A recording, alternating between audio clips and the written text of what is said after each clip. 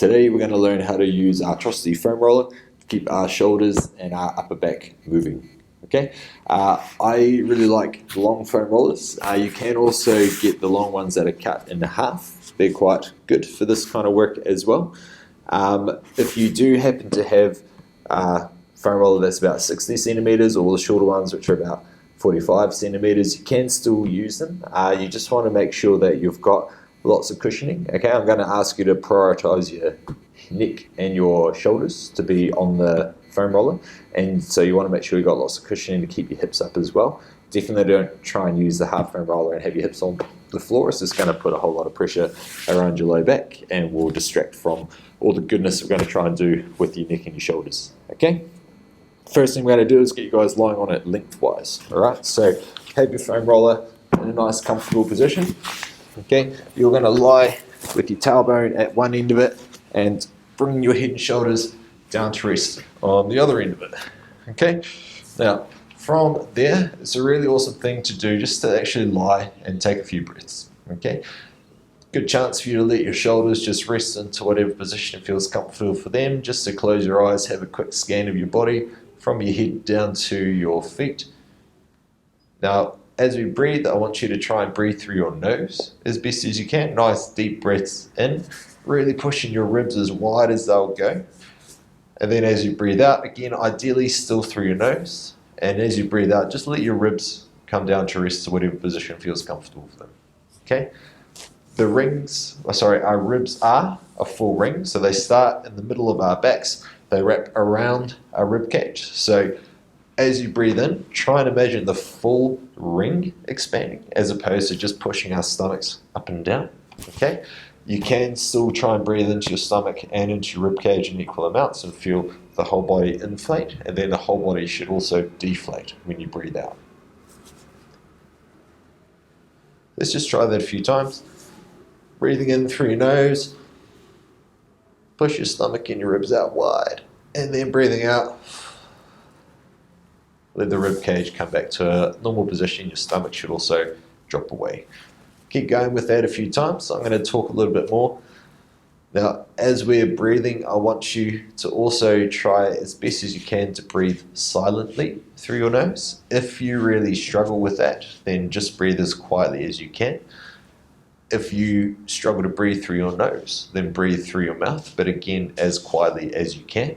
Okay? The whole reason being that we want to try and slow and control the airflow through our body. If we're taking in excessive amounts through our mouth, then it's going to create an oversaturation of airflow into our lungs, and then the lungs desensitize because they're getting so much of it that they kind of get a little bit lazy. So actually take a little bit less, but trying to use it better can actually help a lot of our physiological systems relax a little bit. It helps a lot with asthma and allergies. Some really awesome work you can look into around nasal breathing and the goodness it does for you. Now that we've got a little bit more movement around the rib cage, or at least a little bit more focus around those areas, I'm now going to start connecting that into our shoulders and our shoulder blades. Okay, so it's quite a nice thing to do just to get the shoulders moving a little bit.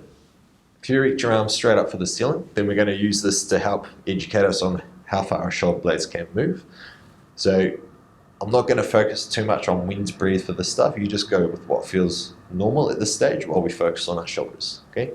So you're going to try and stretch both arms straight up towards the ceiling as high as you can, and your shoulder blades will naturally curve around your rib cage to help push your shoulders forward.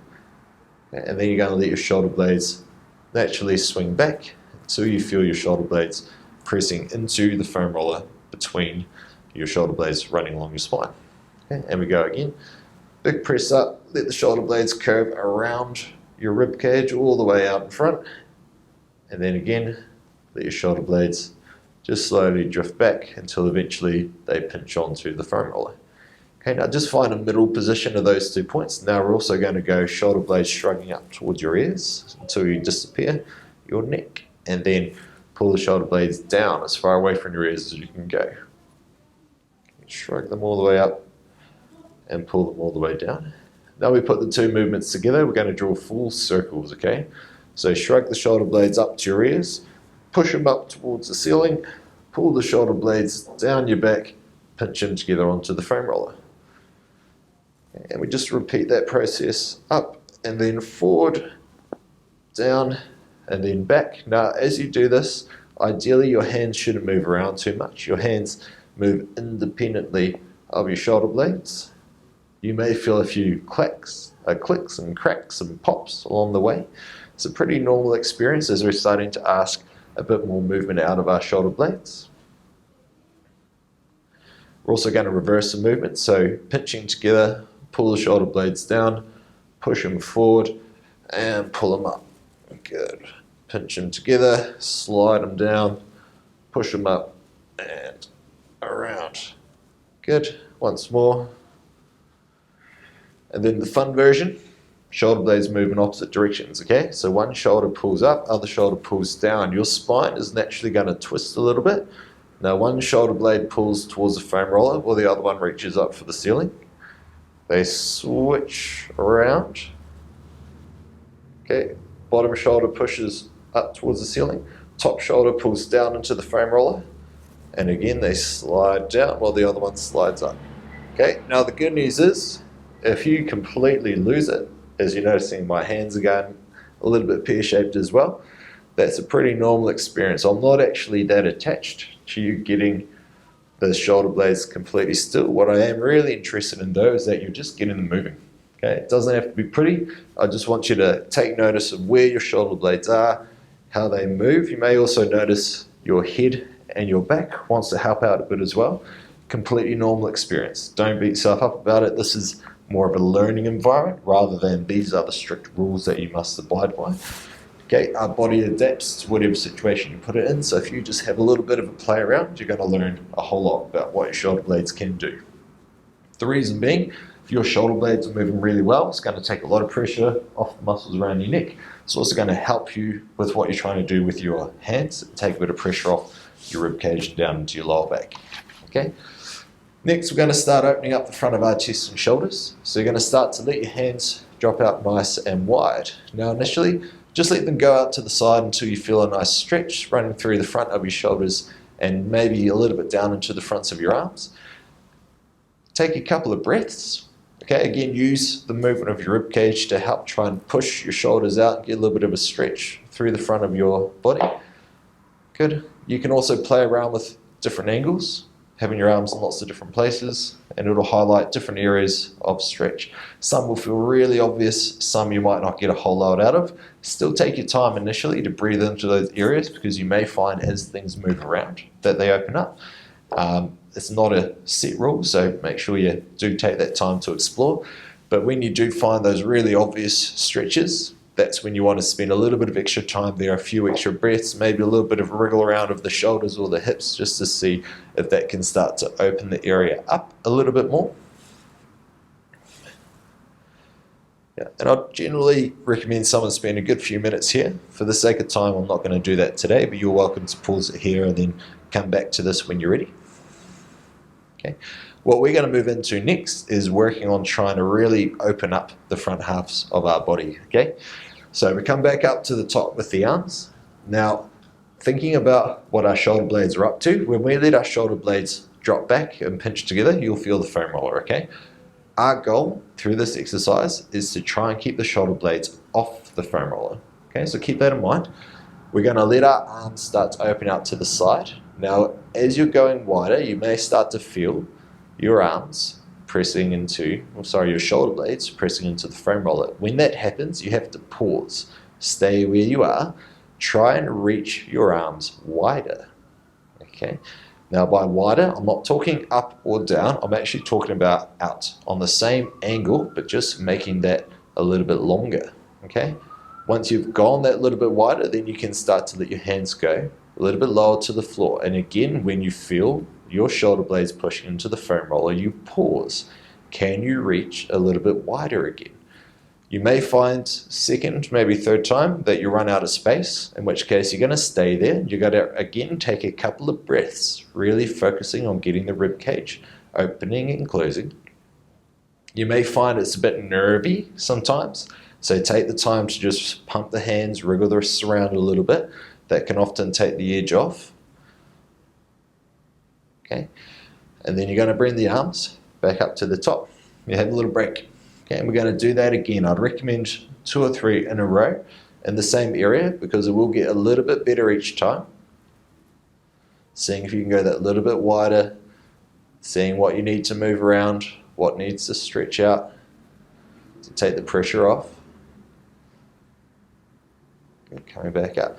Now, you can also play with the angles a little bit here. So again, we go up maybe a little bit higher this time, trying to work on the width. And each time you change the angle, don't be surprised if it changes the stretch. Okay, it's a lot of different things that hold us together. A lot of different things can tighten up. So if it feels different, don't stress, just follow the same steps. Okay, go to the point, widen your back, take a couple of breaths, pump the hands, wriggle the wrists, take some pressure on and off, and then coming back up when you've had enough. Okay, we'll just do that one once more. And again, I'd recommend trying it in lots of different positions. If you're going to do a proper session on this, this is just a bit of an education. So you're welcome to pause me after this and do a few more on your own if you want to. Exploring those different positions, seeing what else you can find. Cool. And then part 2 of this is to then start making it a bit more of a free-flowing movement, okay? So we're going to go up over our heads, again, seeing how far we can go, keeping the shoulder blades off our back. Now overhead, you'll feel it's fine, okay? You should be able to go quite far because of the nature of how the shoulder blades swing on our back. You should be able to go overhead without your shoulder blades touching the foam roller. As you start to go wider, the shoulder blades will naturally start to pull together, okay? And that is what they're supposed to do. So there's nothing wrong with that.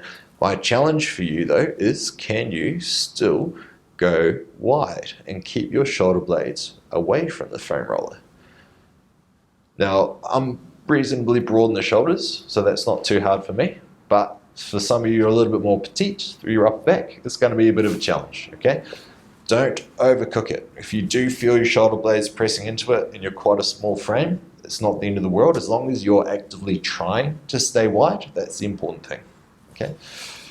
But as you get a bit more confident with it, you'll find that you can start to play around with the pace, keeping the front half of your body really open.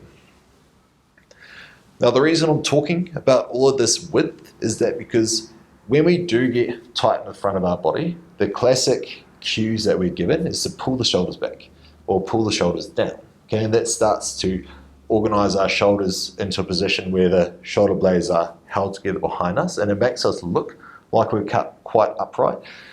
The issue with that is, though, it creates a narrowness through our back, and it puts a lot of the delicate structures that our shoulders use and that our arms rely on under a lot of pressure. Okay, we call it a lateral impingement. And then if you pull your shoulder blades down too much, we're getting more of what might be called like a vertical impingement. An impigement's basically that the tissues can't move as they need to, the blood supply can't get out, the nerves get a bit jammed up, and you'll start to get all this funky tension around your neck and shoulders and down your arms. Okay. The foam roller provides fantastic feedback about your ability to actually stay wide, avoiding that lateral impingement. And then in terms of the verticalness, just don't pull your shoulder blades down so much, okay? The goal is that they should rest in the middle, okay, of how much range they should have.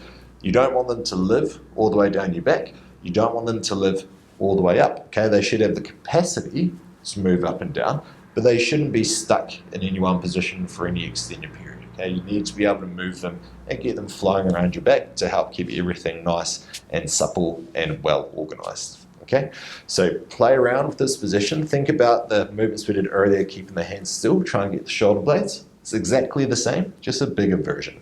Okay, so up and around, nice wide through your back. You can play around with arms going off on different angles. I don't really mind. If you want to get fancy about it, try taking one leg off the foam roller. Start to use a little bit of instability, lots and lots of options. Have a little play, see what works for you.